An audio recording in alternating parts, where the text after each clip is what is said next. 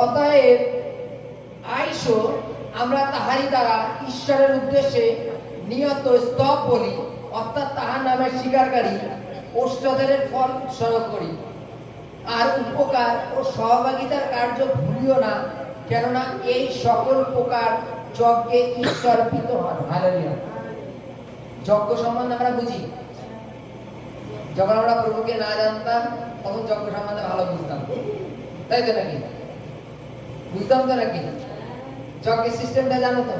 প্রথমে একটুখানি বালি পাতাবে, তারপরে কিছু বেল কাঠ, কিছু পাট কাটে, তারপরে একটু মানে ঘি এইসব দিয়ে যজ্ঞ করা হতো, তাই তো নাকি?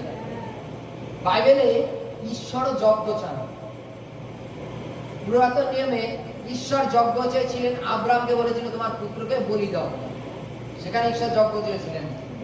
আব্রাহাম কাঠ সাজিয়েছিল, তারপর তার ছেলেকে শুয়েছিল কারণ বলি দেওয়ার জন্য। বলি দেওয়ার পরে সেটাকে আগুন দিয়ে পুড়িয়ে দিল, যজ্ঞ। বাইবেল বলছে ঈশ্বর আমাদের থেকে এখনো যজ্ঞ চান। হালেলুয়া। কিন্তু যজ্ঞের সিস্টেমটা পাল্টে দিয়েছে। না বালি, না বেলকাঠ, না পাটকাঠি, না আগুন, না ঘি। বাইবেল বলছে ঈশ্বর আমাদের থেকে যজ্ঞ চান কি জানো? আমাদের ওষ্ঠদ্বারের ফল। হালেলুয়া। আমাদের ওষ্ঠদ্বারের ফল।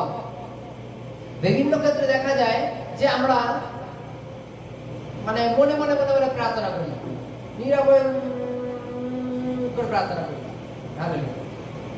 এই মনে মনে প্রার্থনা, জাস্ট মুখ নাড়িয়ে নাম মাত্র লোক দেখানো, এই প্রার্থনার তো অনেক সিস্টেম আছে।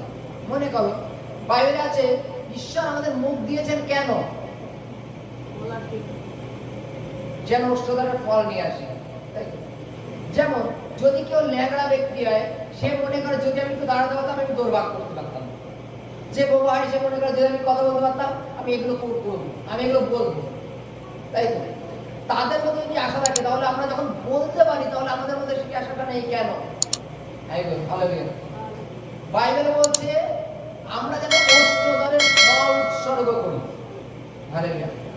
যখন আমরা মনে করো কেউ মনে মনে আমরা প্রার্থনা করি, মনে মনে প্রার্থনা করার ফল কি? আর একটু মুখ খুলে প্রার্থনা করার ফল কি? যদি আমরা কখনো খুব মনে মনে প্রার্থনা করি তখন দেখবা বাইরের অনেক চিন্তা আমাদের মাথায় চলে আসে আস্তে আস্তে। কারণ তুমি আস্তে আস্তে করছো, মনে করে প্রার্থনা করছো, তখন মনে হবে যে কালকেও ওনার টাকাটা দিতে হবে, কালকে ওখান থেকে ওখানে যাবো, তারপরে ওখান থেকে ওখানে যাবো, এরকম ভাবনা বিভিন্নভাবে চলে আসতে থাকবে। কারণ তুমি আস্তে আস্তে প্রার্থনা করছো মনে মনে। কিন্তু যদি আমরা একটুখানি মুখ খুলে প্রার্থনা করি, প্রার্থনার সময় তখন প্রতিনিয়ত এটা ভাবনা আসবে এরপরে আবার কি বলতে হবে, এরপরে আবার কার জন্য প্রার্থনা করতে হবে, কোন বিষয় নিয়ে প্রার্থনা করতে হবে। অলরেডি যখনই আমার মধ্যে আসবে তখন বাইরের চিন্তাটা আর আমার মধ্যে আসবে। হালেলুয়া। ঈশ্বর যখন আমাদের মুখ দিয়েছেন, আওয়াজ দিয়েছেন, তাহলে কেন আমরা তার ওষ্ঠদ্বারের ফল নির্গত করব না? হালেলুয়া। বাইবেলে কি বলেছে লাইনটা আবার খুব ভালো করে পড়ো। আমরা তাহারি দ্বারা ঈশ্বরের উদ্দেশ্যে নিয়ত স্তব বলি। স্তব কথার অর্থ কি? আওয়াজ। ঈশ্বর বলি চায়, যজ্ঞ চায়, মুখের আওয়াজ। হালেলুয়া। বাইবেলে কি বলছে? স্তব বলি অর্থাৎ তাহার নামের স্বীকারকারী ওষ্ঠদ্বারের ফল। হালেলুয়া। তার নামের স্বীকারকারী ওষ্ঠদ্বারের ফল উৎসর্গ করি। হালেলুয়া। আমরা এটা কি উৎসর্গ করি? ওষ্ঠদ্বারের ফল। যারা না করি অবশ্যই যেন আজকে থেকে ওষ্ঠদ্বারের ফল উৎসর্গ করি। কিছু কিছু ক্ষেত্রে আমরা এটাও মনে করি যে আমি একটু মুখ খুলে প্রার্থনা করবো, পাশের ঘরে অন্য কেউ আছে তারা শুনলে কি বলবে, খারাপ মনে করবে না? রাস্তার পাশে বাড়ি, রাস্তাতে লোক যাবে, লোকে শুনলে কি বলবে, ওরা কি পাচ্ছে ঘরে। হালেলুয়া। তুমি ওষ্ঠদ্বারের ফল তুমি সেটাকে ব্যবহার করো। হালেলুয়া। পরে কি বলছে? হালেলুয়া। আর উপকার ও সহভাগিতার কার্য ভুলিও না। হালেলুয়া। খানিকক্ষণ আগে বললাম যদি কেউ সৎকর্ম করিতে জানে অথচ না করে তার পক্ষে সেটা পাপ।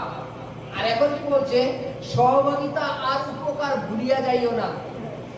আমরা কাউকে সাহায্য করা, কাউকে উপকার করা, এটা আমরা কখন ভুলে যাই জানো? যখন আমাদের অর্থ সম্পদ বেশি হয়ে যায়, আমাদের মধ্যে অহংকার চলে আসে, তখন ওই মানে ছোটকে খুব ছোট মনে করি। যারা গরিবকে গরিব তাদের কি মনে করি আরো ছোট তারা, তাই তো নাকি? বাইবেল বলছে উপকার আর সহভাগিতা যেন আমরা না ভুলে যাই। হালেলুয়া। কারণ ঈশ্বর আমাদের মধ্যে যে প্রেম দিয়েছেন, প্রেমে আমাদের কি শিক্ষা দেয়? আমরা যেন লোককে উপকার করতে পারি, আমরা যেন অন্যের সাহায্যের কারণ হতে পারি, অন্যকে যেন আমরা সাহায্য করতে পারি। আর এটা আমরা যেন না ভুলে যাই। বাইবেলে কি বলছে? যে আমরা উপকার আর সহভাগিতা যেন না ভুলে যাই। আর এটা যদি আমরা করি, এটাই ঈশ্বরের উদ্দেশ্যে সব থেকে বড় যজ্ঞ। হালেলুয়া। এটাই ঈশ্বরের উদ্দেশ্যে সব থেকে বড় যজ্ঞ। তিনি বলছে না যে তুমি বালি পাতিয়ে তার উপরে কাঠপাট দিয়ে ঘিটি দিয়ে আগুন জ্বালা, এই যজ্ঞ চাননি তিনি। তিনি চান আমরা যেন মুখ করে তার কাছে প্রার্থনা করি, আমাদের মনের কথা যেন বলি, এবং আমাদের দ্বারা যদি কাউকে উপকার করা হয়, কাউকে সাহায্য করা হয়, এগুলো যেন আমরা করি। আর এই যেটা করবো, এটাই হচ্ছে ঈশ্বরের কাছে সব থেকে বড় যজ্ঞ। হালেলুয়া। এইরূপ যজ্ঞ যদি করি, তাহলে আমরা তার থেকে ফল পাবো। হালেলুয়া। জয় কৃষ্ণ।